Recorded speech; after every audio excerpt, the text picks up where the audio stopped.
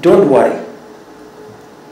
The money for you to disburse for bursaries in January will be in the account before the schools open. President William Ruto, selling hope to members of parliament who had on 5th December 2023 stormed out of an afternoon session in parliament protesting delay of the NG-CDF.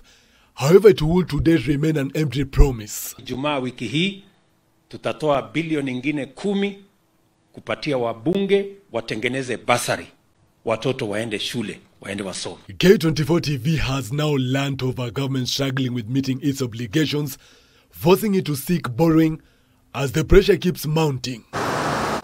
However, there are many ways to kill a rat. The certainty in funding coming from multilateral sources, bilateral sources, and I can also assure you that we have funding from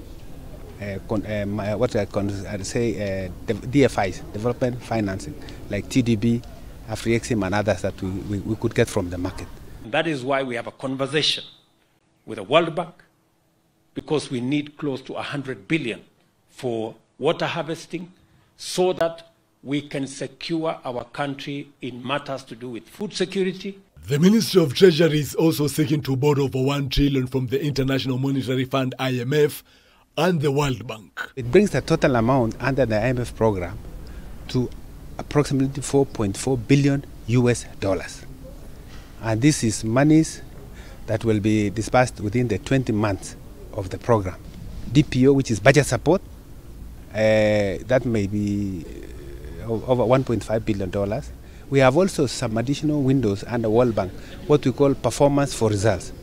And we have projects, 5 projects, that will cost about $1.2 billion, which potentially we can also release, we can have an early release of funding. However, the government is still scratching its head over the debt already being at a distressed position, hitting a historic high of over 68% of the GDP, surpassing the debt ceiling of 55% plus or minus 5.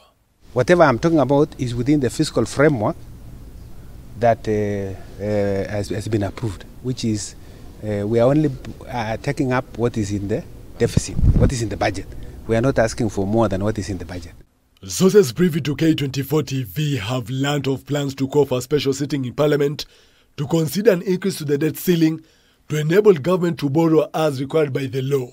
The government is also believed to have applied delaying tactics by coming up with a plan of not settling the pending bills amounting to over 600 billion Kenya shillings immediately by establishing a pending bills verification committee which will conclude its work within a year. As a result, the economy will continue experiencing liquidity inadequacies. Joel Chacha, K24 TV, Nairobi.